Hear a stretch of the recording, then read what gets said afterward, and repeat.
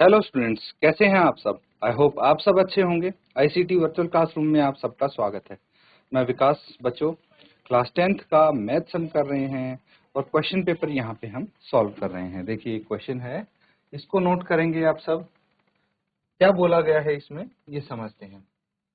5 centimetre त्रिज्या के एक वृत्त की 8 सेंटीमीटर लंबी एक जीवा पी क्यू है और पी और क्यू पर स्पर्श रेखाएं परस्पर एक बिंदु टी पर प्रतिच्छेद करती हैं। टीपी की लंबाई ज्ञात कीजिए। यानी पी क्यू एक कोड है जिसकी लंबाई 8 सेंटीमीटर है और सर्कल का रेडियस है 5 सेंटीमीटर। टेंजेंट है, टेंजेंट कहाँ पे? पी और क्यू पे। ठीक है, सर्कल पे टेंजेंट डाली गई हैं दो, पी और क्यू पे। वो इंटरसेक्ट करती हैं एक पॉइंट टी पे। तो आपको टीपी की लंबाई ज्ञात करनी है। ठीक है, चलिए नोट करके इसको सॉल्व करेंगे बच्चों।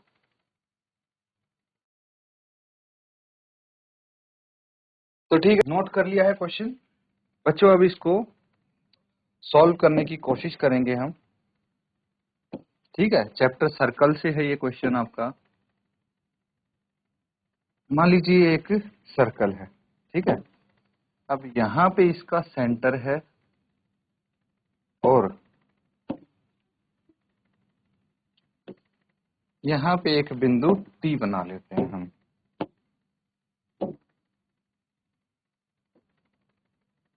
यहाँ पे एक पॉइंट टी है। अब क्या है कि दो टेंजेंट्स हैं इस सर्कल पे।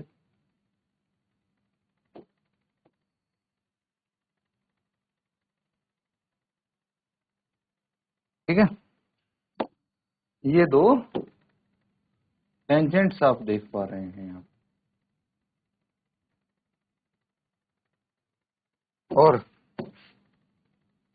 हमारे पास ये सेंटर है जहां पे इसका रेडियस सर्कल का देखने को मिलेगा। और एक कोड है।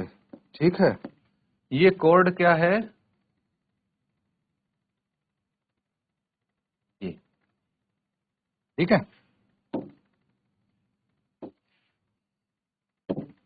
अब इसको समझने की कोशिश कीजिए। सर्कल का सेंटर है ओ, रेडियस है 5 सेंटीमीटर। ठीक है, इतना आप समझ गए। और क्या दिया गया है? रेडियस 5 है। P Q, code P Q की लेंथ है 8 सेंटीमीटर। ठीक है, ये है मान लीजिए पी, ये है क्यू और इसकी लंबाई 8 सेंटीमीटर है टोटल। ये 8 सेंटीमीटर और ये पॉइंट है टी। ठीक है, अब मान लीजिए हम पॉइंट ओ से, ठीक है, पॉइंट ओ से कोड पी क्यू पे एक परपेंडिकुलर डालते हैं जो पी क्यू को बाइसेक्ट करता है।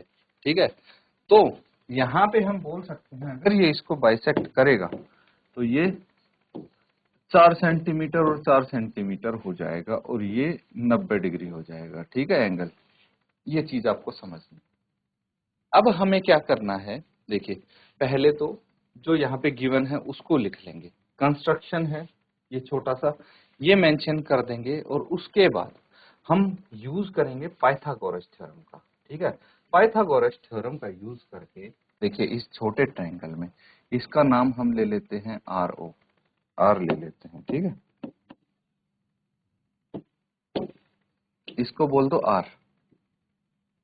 तो पी आर ओ 90 डिग्री का है तो राइट एंगल ट्रायंगल है। यहाँ पे हम पाइथागोरस थ्योरम यूज करके आर ओ की वैल्यू निकाल देंगे। ठीक है, हमें टीपी चाहिए ना अल्टीमेटली, तो आर ओ की वैल्यू निकाल के फिर ये छोटा ट्रायंगल हो गया एक पी आर ओ, एक बड़ा ट्रायंगल हो गया टी पी ओ।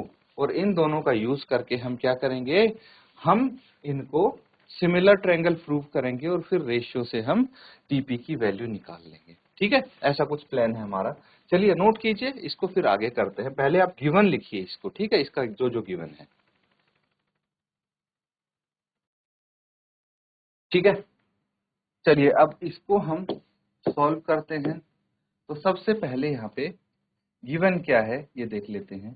देखिए radius of circle, radius of circle with center O is PO is equal to OQ या QO is equal to 5 centimetre. और क्या दिया है?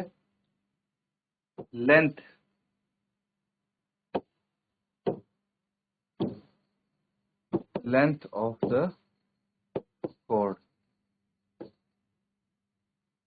कौन सी कॉर्ड है? PQ is equal to 8 centimetre, ये दिया है ना। एक काम करते हैं, let us draw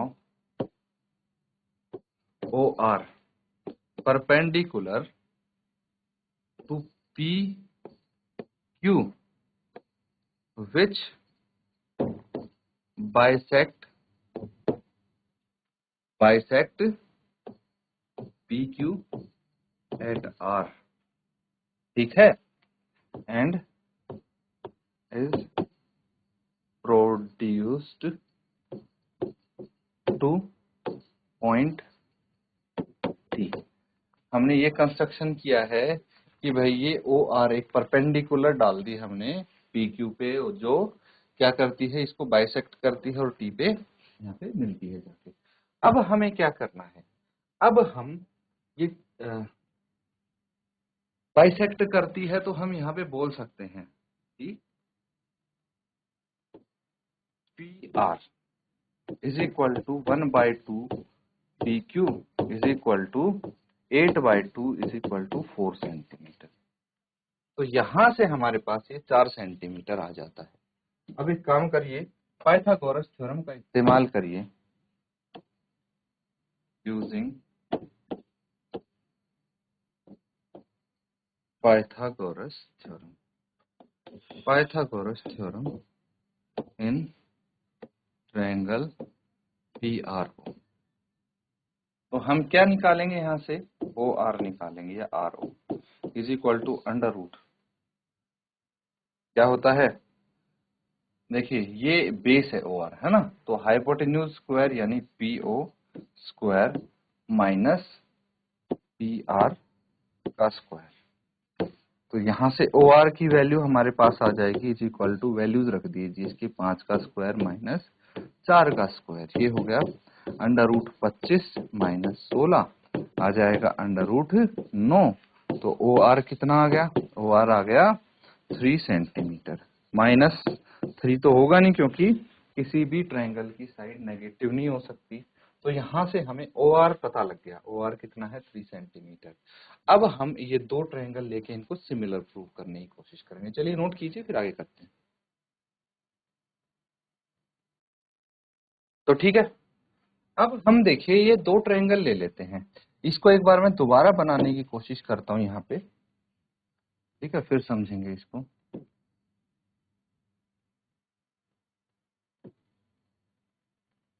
ठीक है, ये है ट्रायंगल हमारे पास, P यहाँ पे T है, यहाँ पे R है, यहाँ पे O है, ये इसका परपेंडिकुलर है और ये इसका परपेंडिकुलर है।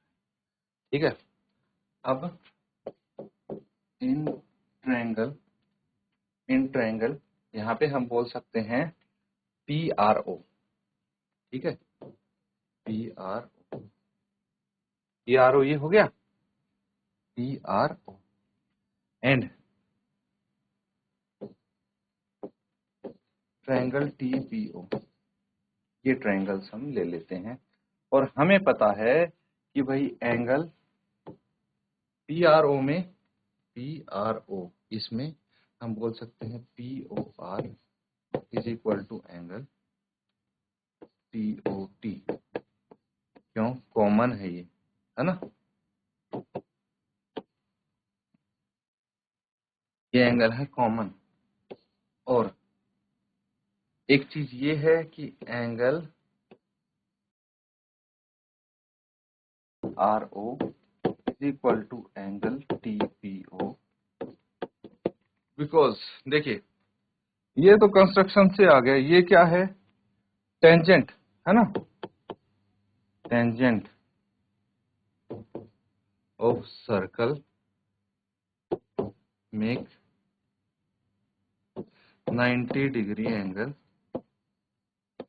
With radius.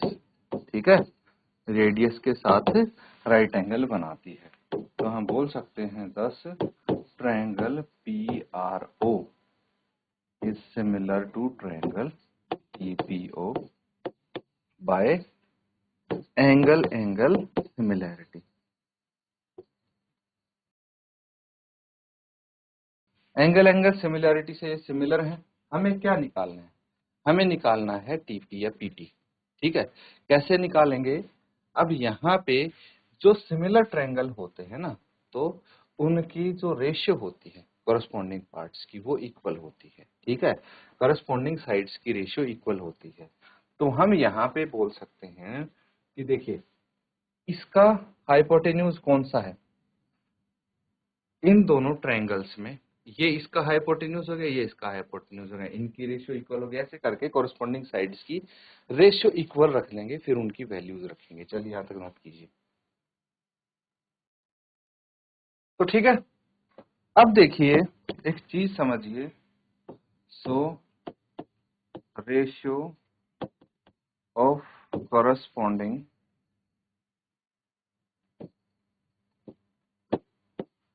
Sides is equal. ठीक है, कॉरस्पॉन्डिंग साइड्स की रेशियो इक्वल है। तो यहाँ पे हम बोल सकते हैं OP छोटे ट्रायंगल में है ना, PRO में, एंड OT है बड़े ट्रायंगल में। ये OP और ये OT, इनकी रेशियो। और दूसरा हम क्या बोल सकते हैं यहां से, PR बटे TP। ठीक है, ये हो गया PR और ये TP इक्वल्स टू, तीसरा क्या आ गया आपका, RO। ठीक है, इसमें ये रहा RO। ठीक है, बेस, और इसका बेस है कौन सा, ये PO। ठीक है, इसका बेस PO, ये इक्वल होंगे। ठीक है, तो PR ये हो गया PR बटे TP, और तीसरा कौन सा है, RO बटे,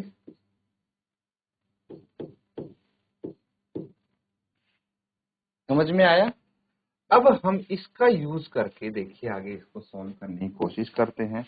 अब हमें पता है कि PR, ठीक है, यहाँ पे PR बटे TP बराबर है RO बटे PO है ना। तो PR की वैल्यू क्या है, यहाँ से हमें PR की वैल्यू भी पता है। PR की वैल्यू 4 है, ये लिख लीजिए पहले। PR की वैल्यू 4 है, ये 5 है, ये 3 आई थी हमारे पास, है ना। तो PR की वैल्यू कितनी है, 4 है। TP निकालना है हमें, TP, RO की वैल्यू 3 है और PO की वैल्यू कितनी है, 4 है ना, 5 है ना। तो इसको सॉल्व करेंगे तो ये 4 इंटू 5 बटे 3 आ गया इज इक्वल टू TP। ठीक है, तो कितना आ गया, 5 चौके 20 बटे 3 is equal to TP is equal to 20 बटे 3, इसको सॉल्व करेंगे 6.67 सेंटीमीटर। ठीक है, ये TP की लेंथ होगी, यही निकालना था हमें, नोट कर लेंगे इसको।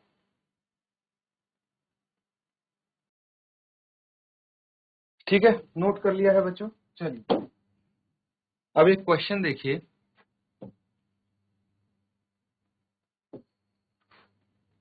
यहाँ पे क्वाड्रेटिक इक्वेशन से है, इसमें क्या बोला गया है,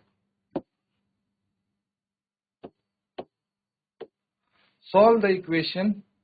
ये इक्वेशन दी है using quadratic formula. Quadratic formula आपको पता होना चाहिए क्या होता है। ये इक्वेशन है, इसका यूज करके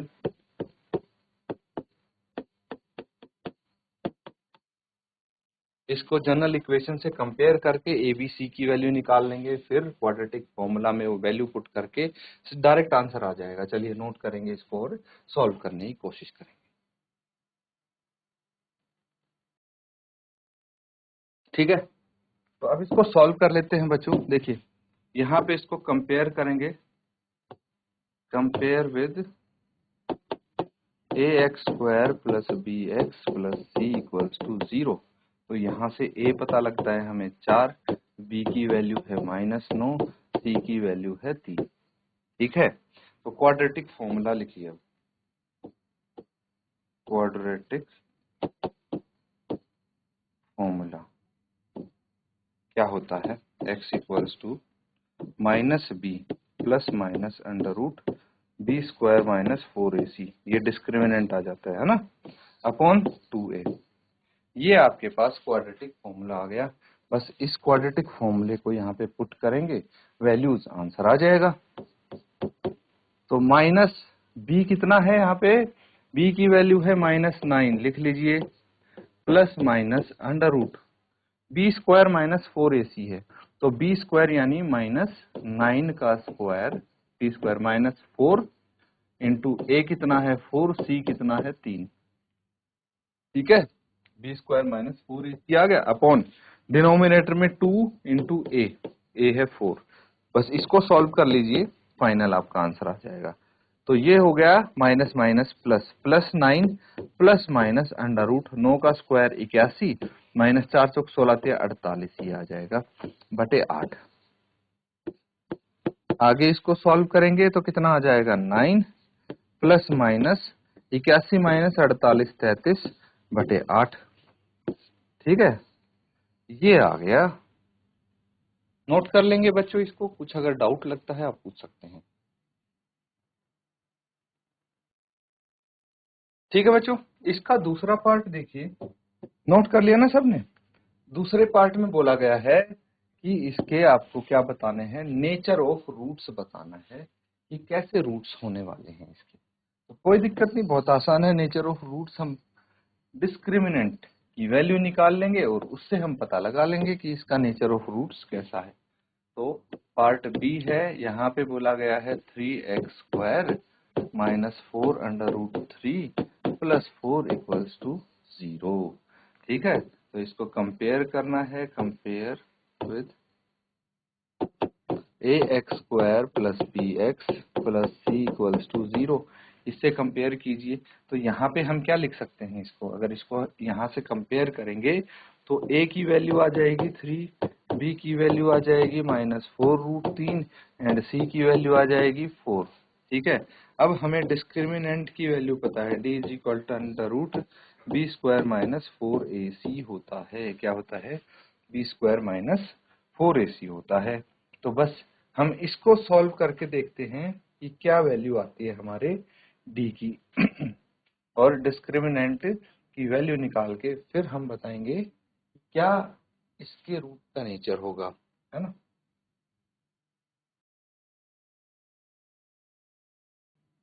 तो यहाँ पे बच्चों ये अंडर रूट नहीं आएगा, है ना, वो क्वाड्रेटिक फॉर्मूले में आता है। खाली डिस्क्रिमिनेंट की बात करें तो डिस्क्रिमिनेंट की फॉर्मूला ये होता है। अब यहाँ पे b की वैल्यू रखिए और a की, c की, तीनों की वैल्यू रख के आंसर निकाल लेंगे।